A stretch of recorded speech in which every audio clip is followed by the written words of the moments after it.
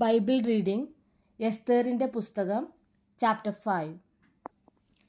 3-ാം ദിവസം എസ്തേർ രാജവസ്ത്രം ധരിച്ചും കൊണ്ട് രാജധാനിയുടെ അകത്തെ പ്രാകാരത്തിൽ ചെന്ന് രാജഗൃഹത്തിൻ്റെ നേരെ നിന്നു.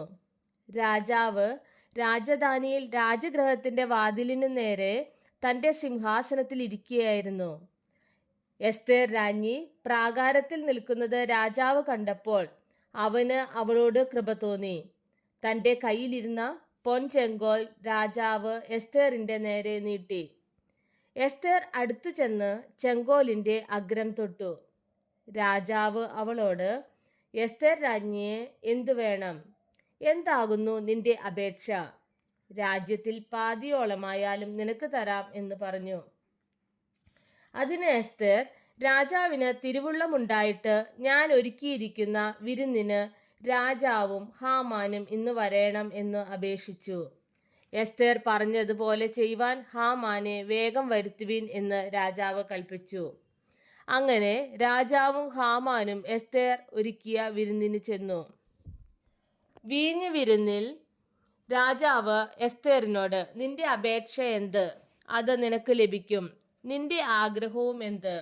രാജ്യത്തിൽ പാതിയോളമായാലും അത് നിവർത്തിച്ചു തരാം എന്ന് പറഞ്ഞു. അതിന് എസ്തേർ, എൻ്റെ അപേക്ഷയും ആഗ്രഹവും ഇതാകുന്നു.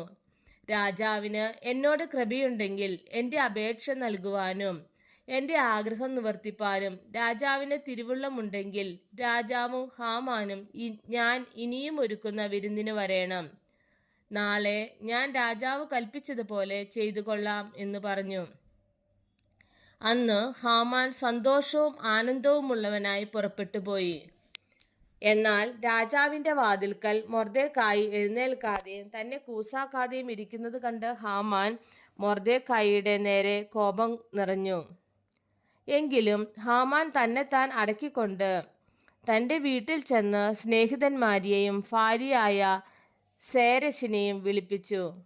ഹാമാൻ അവരോട് തൻ്റെ ധനമാഹാത്മ്യവും പുത്രബഹുത്വവും രാജാവ് തനിക്ക് നൽകിയ ഉന്നത പദവിയും പ്രഭുക്കന്മാർക്കും രാജഭൃത്യന്മാർക്കും മേലായി തന്നെ ഉയർത്തിയിരിക്കുന്നതും വിവരിച്ചു പറഞ്ഞു. എസ്തേർ രാജ്ഞിയും താൻ ഒരുക്കിയ വിരുന്നിനും എന്നെയല്ലാതെ മറ്റാരെയും രാജാവിനോടുകൂടെ ചെല്ലുവാൻ അനുവദിച്ചില്ല. നാളെയും രാജാവിനോടുകൂടെ വിരുന്നിന് ചെല്ലുവാൻ എന്നെ ക്ഷണിച്ചിരിക്കുന്നു. എങ്കിലും യഹൂദനായ മൊർദെഖായി രാജാവിൻ്റെ വാതിൽക്കൽ ഇരിക്കുന്നത് കാണുന്നിടത്തോളം ഇതൊന്നും കൊണ്ട് എനിക്ക് ഒരു തൃപ്തിയുമില്ല എന്നും ഹാമാൻ പറഞ്ഞു. അതിന് അവൻ്റെ ഭാര്യ സേരെശും അവൻ്റെ സകല സ്നേഹിതന്മാരും അവനോട്, 50 മുഴം ഉയരമുള്ള ഒരു കഴുമരം ഉണ്ടാക്കട്ടെ. മൊർദെഖായിയെ അതിന്മേൽ തൂക്കിക്കളയേണ്ടതിന് നാളെ രാവിലെ നീ രാജാവിനോട് അപേക്ഷിക്കണം. പിന്നെ നിനക്ക് സന്തോഷമായി രാജാവിനോടുകൂടെ വിരുന്നിന് പോകാം എന്ന് പറഞ്ഞു. ഈ കാര്യം ഹാമാന് ബോധിച്ചു. അവൻ കഴുമരം ഉണ്ടാക്കിച്ചു.